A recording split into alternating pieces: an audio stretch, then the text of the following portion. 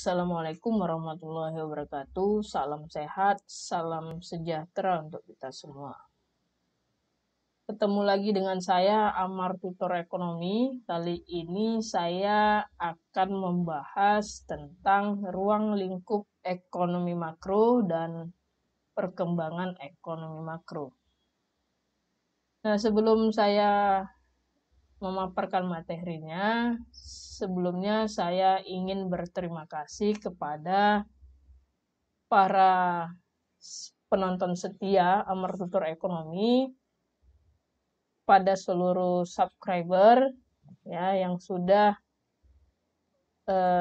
masuk ke 1000 subscriber.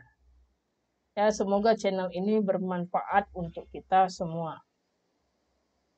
Baik, langsung saja ke materinya, yaitu materi yang akan kita bahas. Yang pertama, pengertian dan ruang lingkup ekonomi makro. Yang kedua, aspek ontologi, epistemologi, dan aksiologi ekonomi makro. Yang ketiga, perkembangan ekonomi makro di klasik. Keempat, makroekonomi Keynes. Dan yang kelima, mazhab terkini. Nah, jadi materi itu akan kita jelaskan. Ya, baik.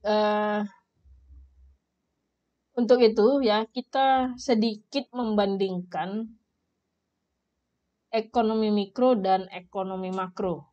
Ya, di sini yang mikro itu adalah yang berwarna kuning.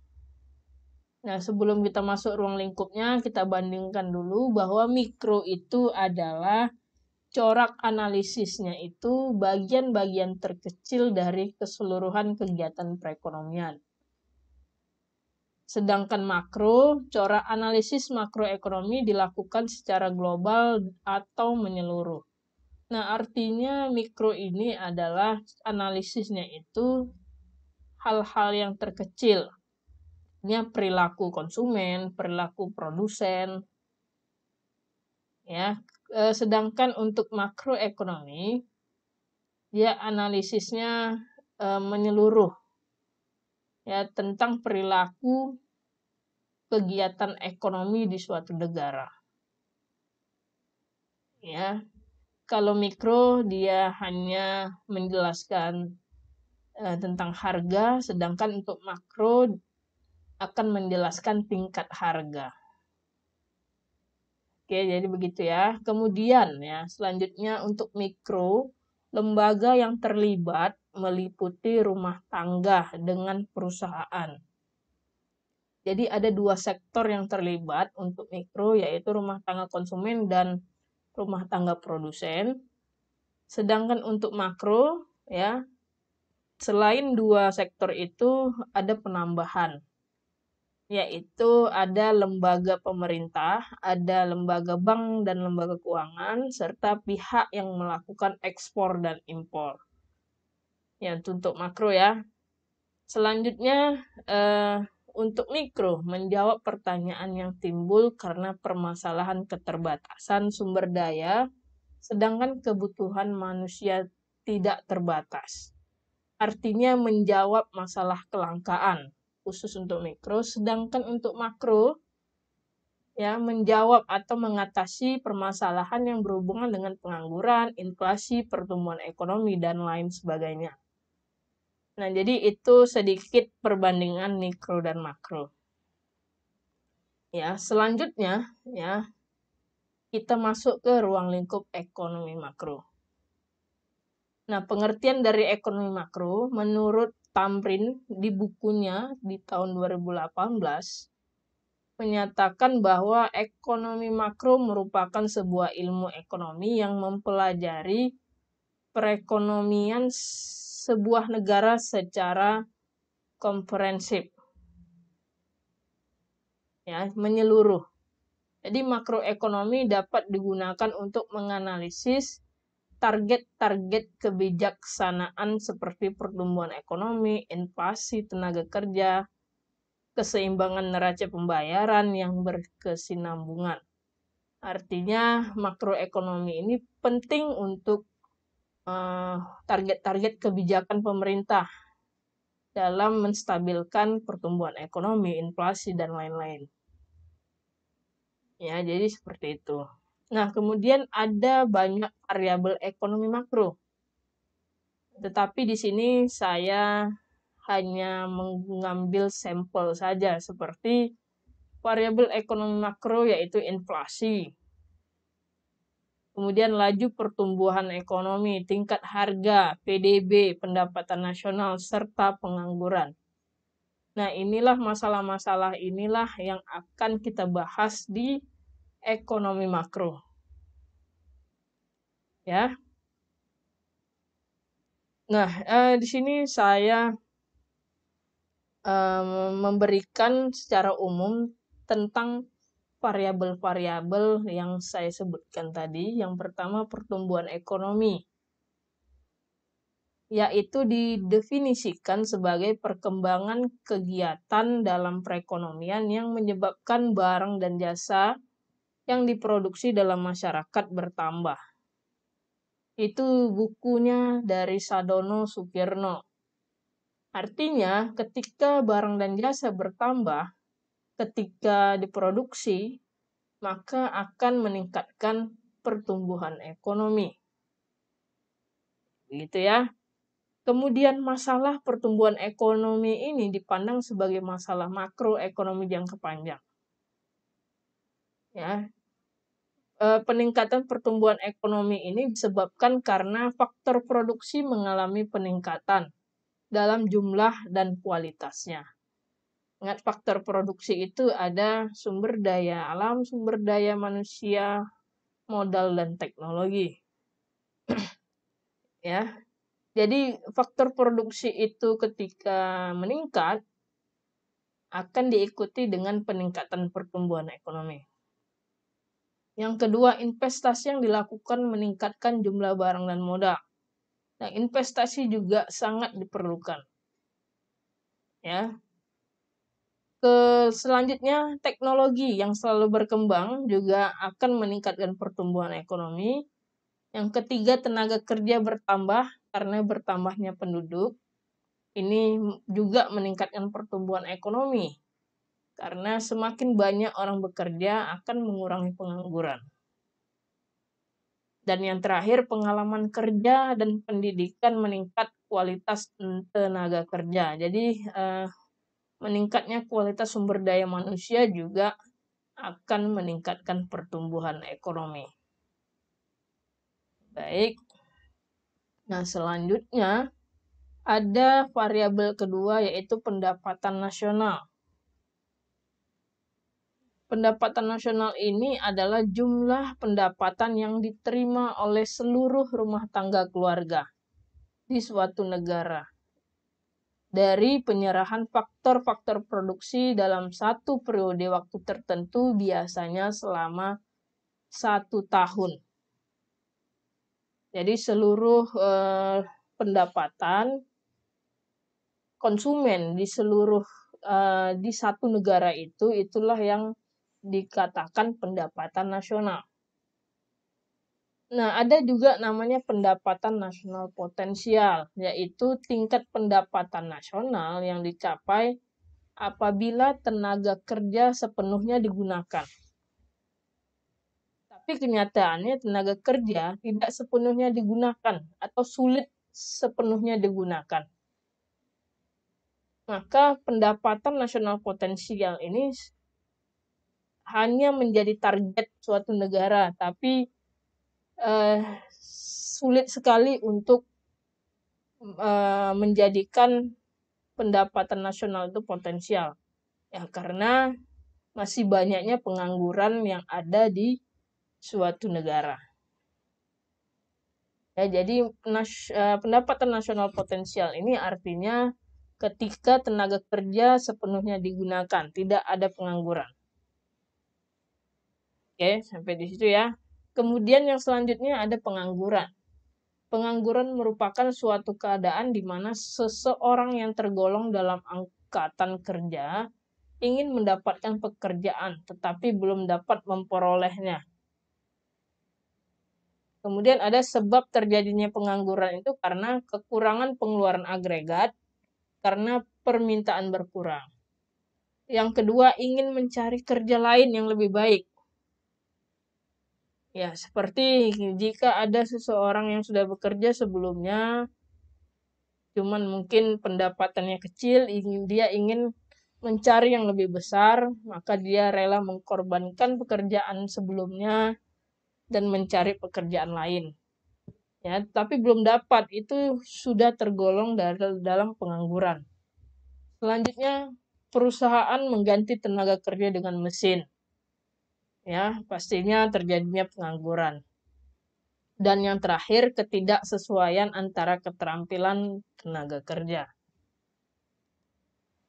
Ya, itu ya. Kemudian ada inflasi.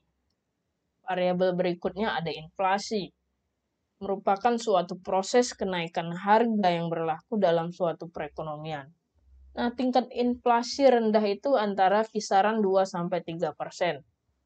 Sedangkan tingkat inflasi moderat antara 4-10%. Nah, jadi suatu negara itu sering sekali ya adanya inflasi, ya. Tidak ada suatu negara yang tidak pernah mengalami inflasi, selalu ada.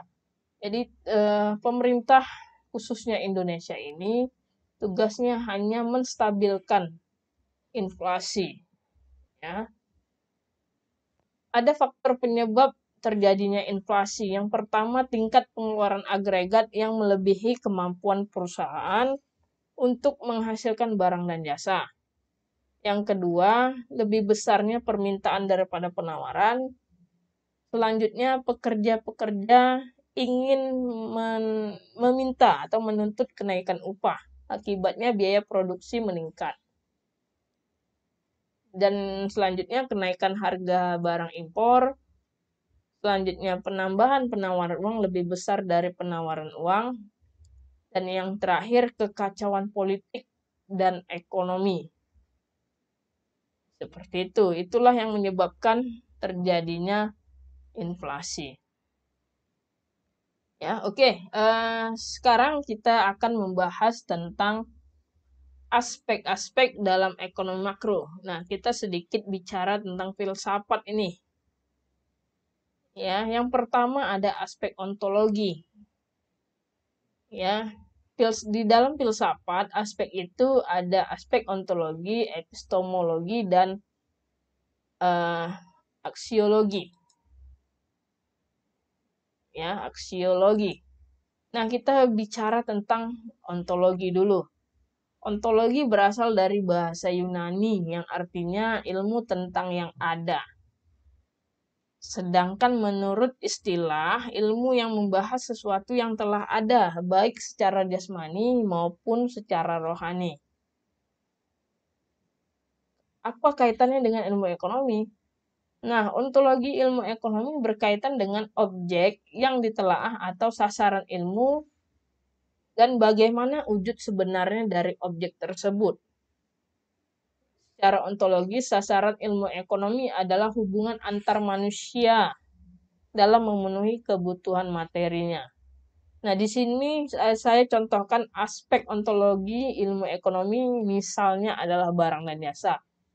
Artinya sesuatu yang telah ada, baik secara jasmani maupun secara rohani. Oke, kedua, aspek epistemologi. Ya, epistemologi adalah cabang filsafat yang membicarakan tentang asal muasal. Ya, epistemologi dapat juga diartikan sebagai teori pengetahuan yang benar. Selanjutnya,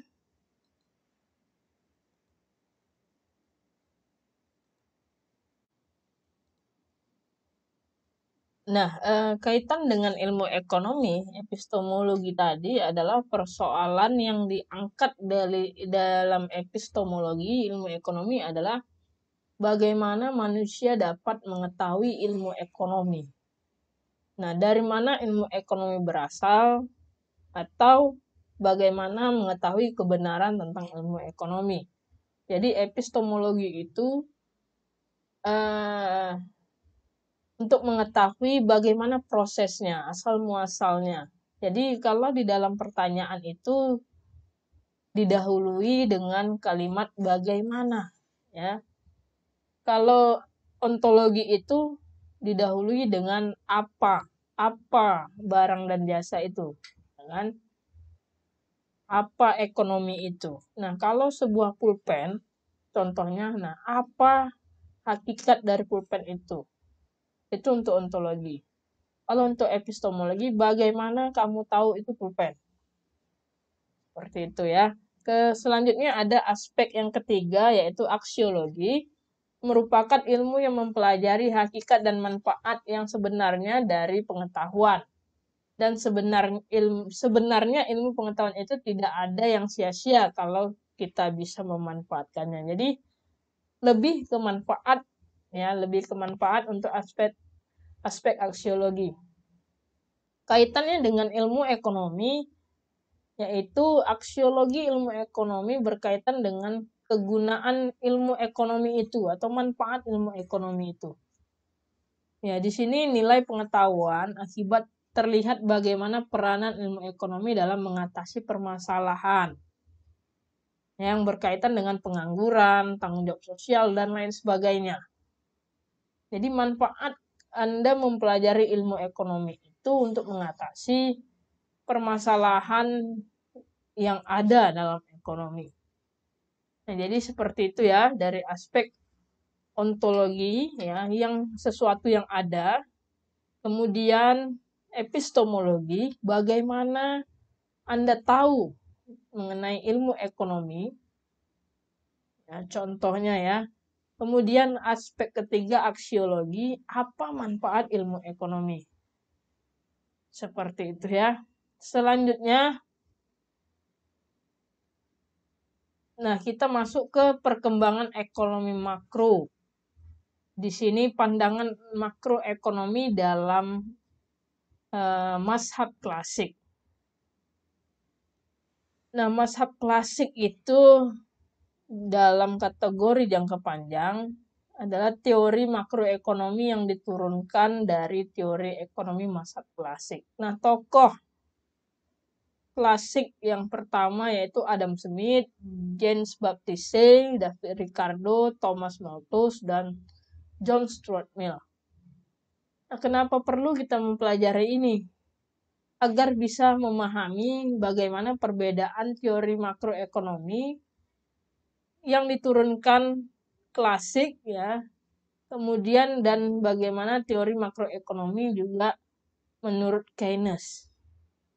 Nanti bisa kita bedakan. Oke, nah pemikiran ekonomi klasik ini sering disebut sebagai kapitalisme, laissez-faire. Ya, artinya sistem bebas atau sistem pasar bebas di sini ya.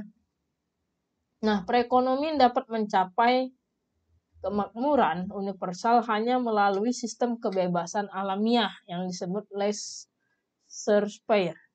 Ya, jadi ada sistem kebebasan di dalam pandangan klasik. Yakni setiap orang bebas melakukan apapun yang diinginkan tanpa campur tangan negara. Bahwa pemerintah pun juga tidak bisa ikut campur, menurut pandangan klasik. Harmoni alamiah atau keseimbangan alamiah akan tercapai dengan sendirinya karena adanya faktor invisible hand atau tangan tak terlihat. Jadi keseimbangan ekonomi itu akan sendirinya stabil. Ya, dengan sistem kebebasan diharapkan keseimbangan perekonomian itu akan sendirinya stabil. Itu menurut pandangan klasik. Jadi ini ya, pandangan klasik itu intinya pasar bebas. Kemudian selain Adam Smith ya, tokoh lainnya James Baptiste juga memunculkan hukum C namanya. yaitu tentang penawaran menciptakan permintaannya sendiri. Jadi hukum C ini diuraikan David Ricardo yang menjelaskan bahwa tidak seorang pun melakukan produksi kecuali ia bermaksud untuk membeli beberapa komoditi lainnya yang mungkin berguna dalam kegiatan produksi berikutnya.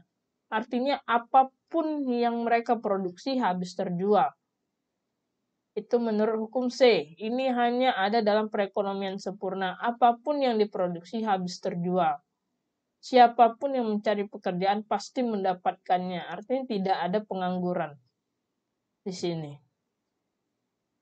Jadi karakteristik makroekonomi klasik. Yang pertama, model klasik sebagian besar disimpulkan dari studi mikroekonomi. Output dihasilkan modal dan tenaga kerja.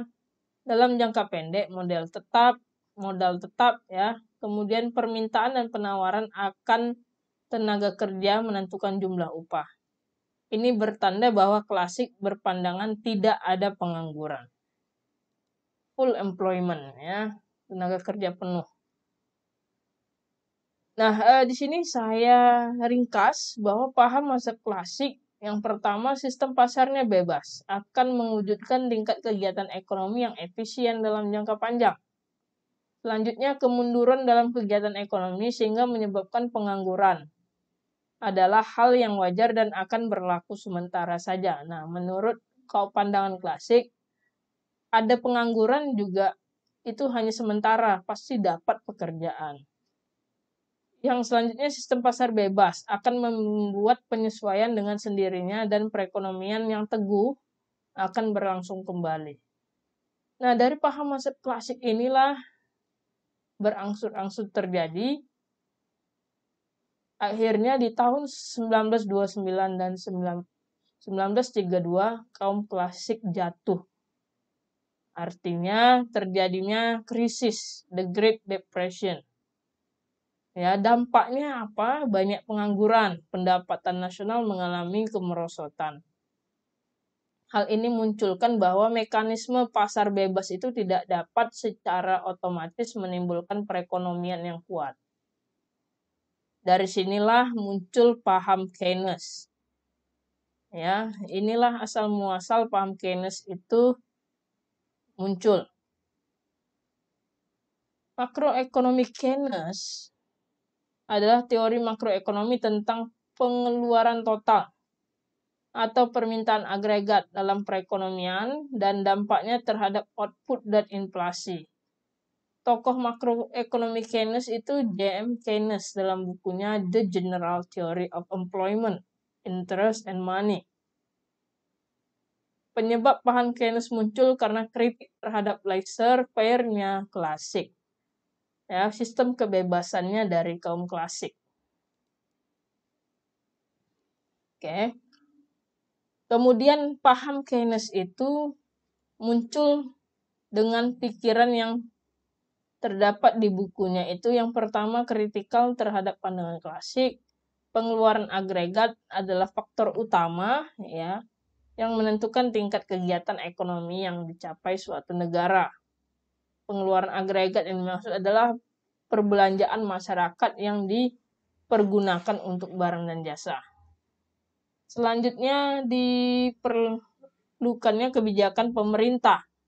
Nah, di klasik tadi menyatakan tidak ada campur tangan pemerintah, sedangkan paham Keynes diperlukan kebijakan pemerintah, artinya diperlukan campur tangan pemerintah untuk menciptakan tingkat penggunaan tenaga kerja penuh dan pertumbuhan.